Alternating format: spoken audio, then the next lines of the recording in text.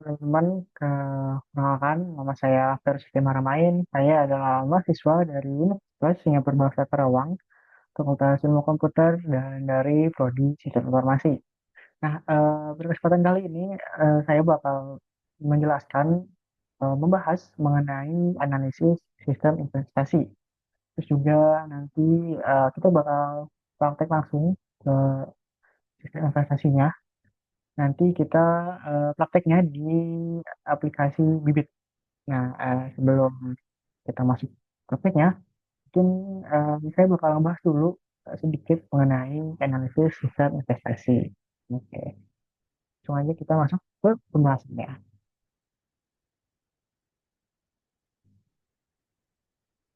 Apa sih investasi itu? Nah, investasi adalah tindakan menempatkan dana pada satu atau lebih aset selama periode tertentu. Nah, tujuannya adalah untuk mendapatkan keuntungan atau return di masa depan. Nah, jadi jika digabung itu jadinya sistem investasi adalah ekosistem yang memungkinkan hal ini terjadi, mencakup pasar, instrumen, pelaku, dan juga aturan.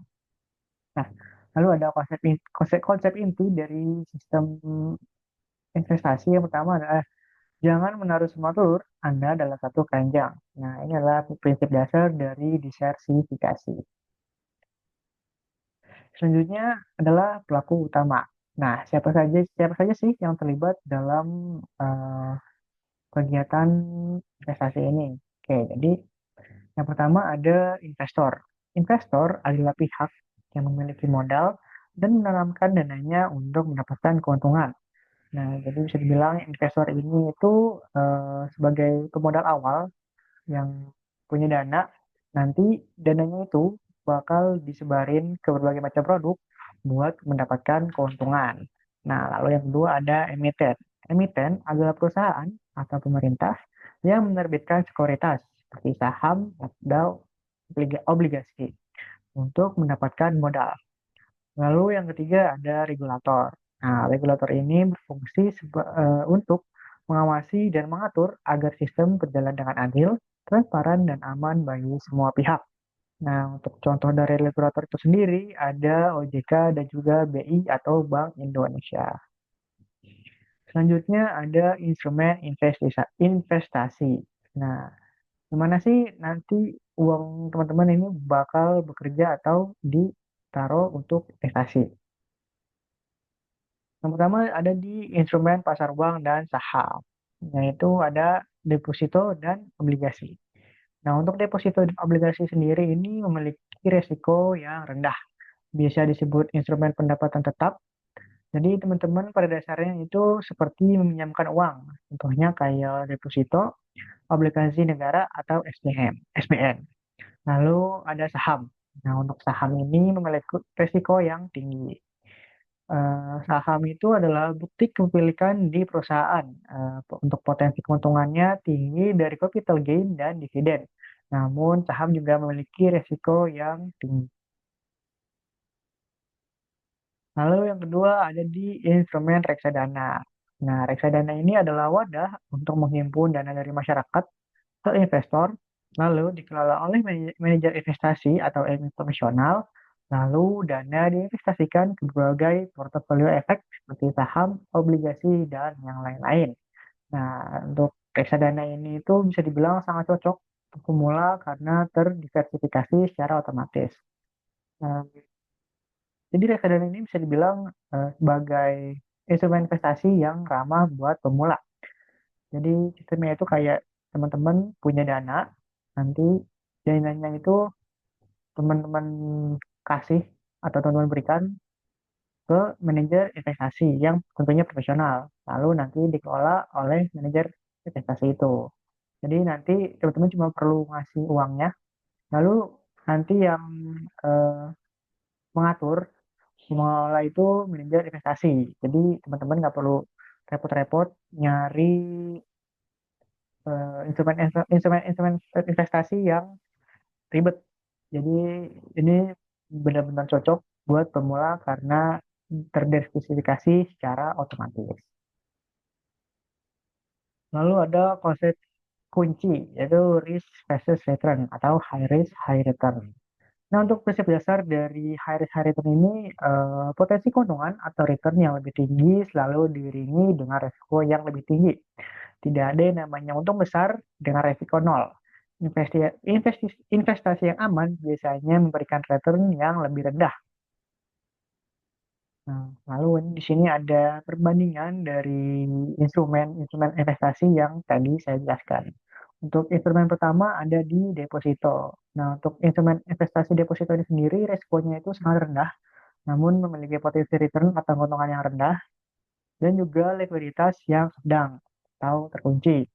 Nah, lalu instrumen investasi yang kedua, obligasi atau SBN, resikonya rendah, namun potensi return-nya itu bisa dari rendah sampai dengan sedang, dan likuiditasnya itu sedang. Lalu instrumen yang ketiga, instrumen investasi reksadana, untuk resikonya ini tergantung dari jenisnya. Lalu untuk potensi return-nya itu sedang, dan likuiditasnya yang tinggi. Lalu instrumen investasi yang ketiga ada saham, resikonya yang tinggi, tapi memiliki potensi return atau keuntungan yang tinggi, dan juga memiliki likuiditas yang tinggi. Lalu yang terakhir ada instrumen investasi properti. Untuk resiko dari instrumen investasi properti sendiri ini sedang, potensi returnnya tinggi, tetapi memiliki likuiditas yang sangat rendah. Hmm, Selanjutnya ada langkah memulai. Nah, jadi di sini kita bakal ngebahas gimana sih langkah awal untuk memulai investasi. Yang pertama pastinya tentukan tujuannya dulu. Apa tujuan teman-teman dalam investasi? Misalkan bisa buat dana pensiun, pendidikan, dan kepentingan lainnya. Lalu yang kedua, pahami profil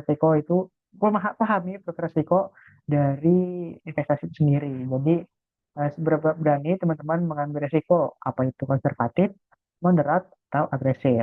Lalu yang ketiga, lakukan diversifikasi, yaitu sebarkan investasi teman-teman ke berbagai aset untuk mengurangi resiko. Lalu yang terakhir, yang saya bilang paling penting, yaitu mulai secara konsisten. Nah, jadi teman-teman itu jangan nunggu, mulai aja walaupun dengan jumlah yang kecil dan pastinya dilakukan secara rutin. Jadi teman-teman harus mulai secara konsisten, jangan bolong-bolong atau jangan kebanyakan nunggu. Mulai aja walaupun dengan jumlah yang kecil. Mungkin sekian dari pengenalan mengenai sistem investasi itu sendiri. Jadi kita di sini bakal praktek langsung ke aplikasinya. Untuk aplikasinya sendiri, saya perusahaan kali ini saya menggunakan aplikasi Bibit. Oke, langsung aja kita ke aplikasinya.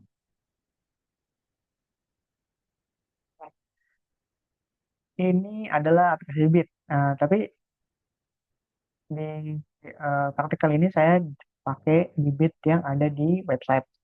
Teman-teman bisa download juga aplikasi ini di HP, jadi bisa lebih portable, portable, bisa lebih mudah. Jadi teman-teman bisa buka aplikasi Bibit ini di mana aja. Nah, jadi ini adalah tampilan awal ya. Nanti sebelum tampilan awal ini teman-teman bakal login dulu kalau teman-teman punya akunnya. Jadi kalau teman-teman belum punya akunnya, teman-teman bisa buat akun Bibit terlebih dahulu.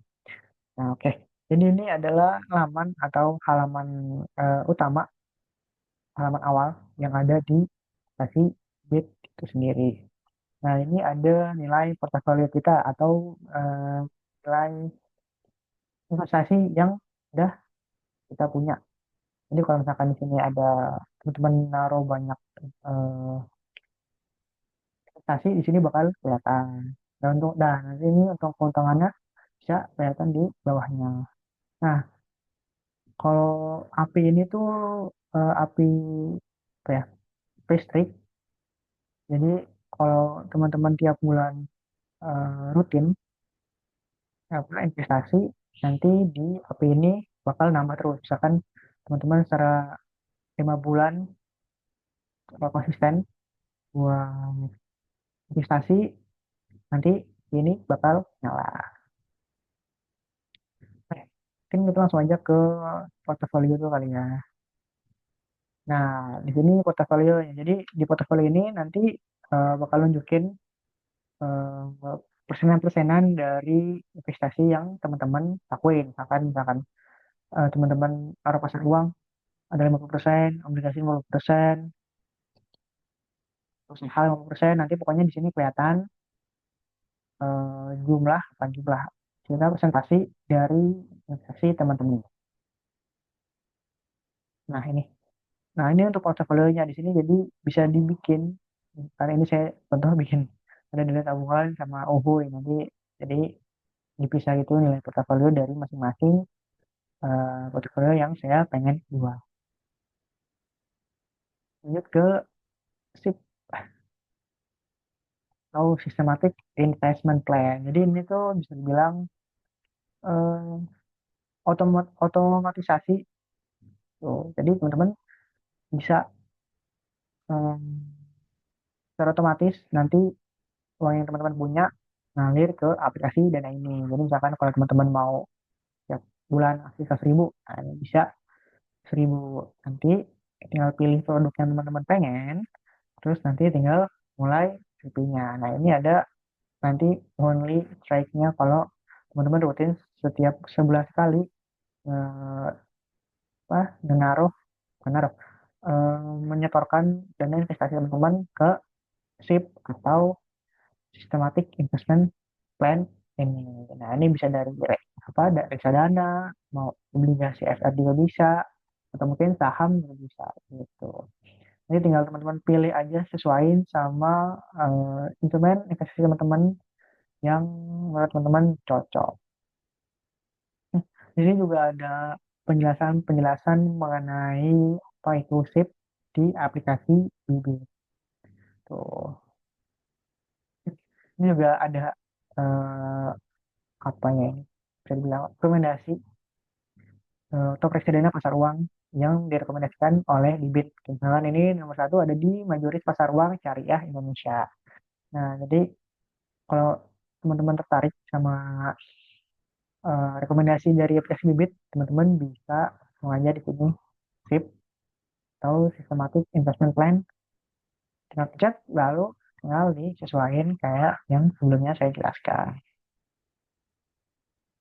Lalu ini ada referral. Ini tuh kayak ya eh, kode-kode mungkin tuh kalau ini ada cashback dan referral ajak teman dapat cashback. Jadi kayak misalkan teman-teman ngasih kode teman-teman ke orang lain nanti teman-teman bisa dapat cashback ataupun sebaliknya gitu. Ini ada lainnya. Ini ada pembuatan buat portofolionya. Kalau misalkan teman-teman mau buat portofolio untuk dana darurat bisa, untuk dana pensiun juga bisa, lalu buat dana tujuan juga bisa. Jadi tinggal sesuaiin aja sama portofolio yang teman-teman pengen buang gitu. Nah, lalu ada ini produk investasinya coba kita buka. Nah, ini ada produk investasinya dari reksadana, SBN Retail, obligasi FR, sama saham. Lalu sini juga ada watchlist atau apa ya ini instrumen saham yang teman-teman pantau gitu. Jadi nggak perlu ribet-ribet cari, nanti tinggal di sini bisa dilihat apakah ini lagi misalkan ini sahamnya Astra lagi naik atau mungkin sahamnya BCA atau Telkom lagi gimana keadaannya bisa lihat di exchange ini. Nah ini untuk investasinya tadi udah saya kasih tahu. Jadi kalau misalkan teman-teman mau reksadana di sini ada reksadana pasar uang, saham, terus juga obligasi ataupun syariah. Lalu juga ada nih top top atau rekomendasi dari Bibit tentang reksadana yang mungkin dinilai sama Bibit ini baik ya teman-teman. Terus juga ini ada reksadana yang pencairan instan. Jadi kalau teman-teman mau nyairin keuntungan teman-teman bisa secara instan. Jadi ya perlu waktu nunggu sekitar 2 hari 3 hari. Jadi pada saat teman-teman mau ambil returnnya pada saat itu juga langsung ke tarik gitu. Lalu hanya ada return tertinggi yaitu reksadana dengan return yang tinggi dalam setahun terakhir. Jadi di sini ada list-listnya gitu deh. Eh, reksadana apa aja yang terkena paling tinggi gitu. Ini juga ada standar tinggi dari obligasi, saham, syariah. Jadi ya teman-teman tinggal sesuaiin aja gitu. Ini juga ada nih reksadana yang minimalnya investasinya cuma dengan Rp10.000 aja gitu. Jadi teman-teman nggak perlu punya modal yang banyak. Cukup dengan 10.000 teman-teman udah bisa investasi. Nah ini ada manajer-manajer investasi di sini. Teman-teman bisa pilih aja sama sesuai dengan yang teman-teman hmm, teman-teman gitu. Ini perjalanan ini tadi produk investasinya, ini portofolio, ini mungkin kayak eh, rekomendasi kalau teman-teman mau buat portofolio dana pensiun di sini bisa direkomendasiin dari AI yang ada di Bibit. Jadi ke teman-teman perlu ngambil instrumen investasi apa aja buat penyiapan dana pensiun teman-teman gitu. Ini udah portofolio ini buat cari instrumen investasi apa yang teman-teman pengen gitu. Lalu ini ada transaksi. Jadi kalau misalkan teman-teman, misalkan teman-teman ada penarikan dana gitu, nanti kelihatan di sini. Nanti juga ada bakal eh, estimasi penerimaan return yang teman-teman bakal dapat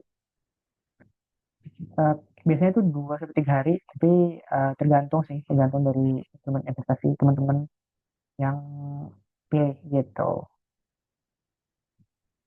Mungkin kita bakal nyontohin kali ya, nggak contohnya gimana caranya beli apa, instrumen investasi yang ada di bibit ini. Kalau saya pribadi itu saya seringnya di pasar uang, teman-teman. Ini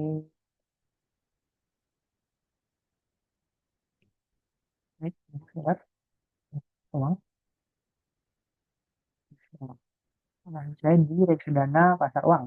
Karena pasar uang itu sendiri resikonya rendah, tapi ya sesuai dengan resiko yang rendah, returnnya juga rendah, tapi cenderung lebih aman karena saya belum mau ngambil resiko yang tinggi dulu untuk awal-awal, jadi saya mainnya sekarang ini di pasar uang gitu.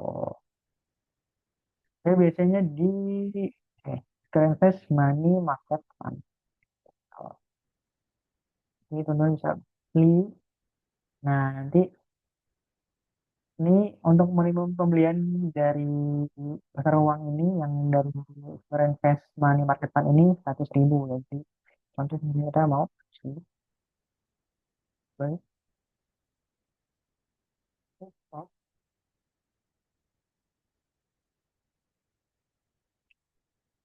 Saya setuju, nanti bayar sekarang. Nah, nanti teman-teman pilih aja mau eh, pembayarannya, metode pembayarannya pakai apa. Saya biasanya pakai BCA Virtual Account. Nanti tinggal bayar, terus nanti bakal dikasih virtual account-nya gitu. Paling itu aja sih teman-teman dari saya mengenai analisis sistem investasi. Jadi ya kurang lebih begitu dari pembahasannya sampai ke praktik langsungnya. Jadi ya, sekian. Sampai jumpa lagi di video selanjutnya. Dadah.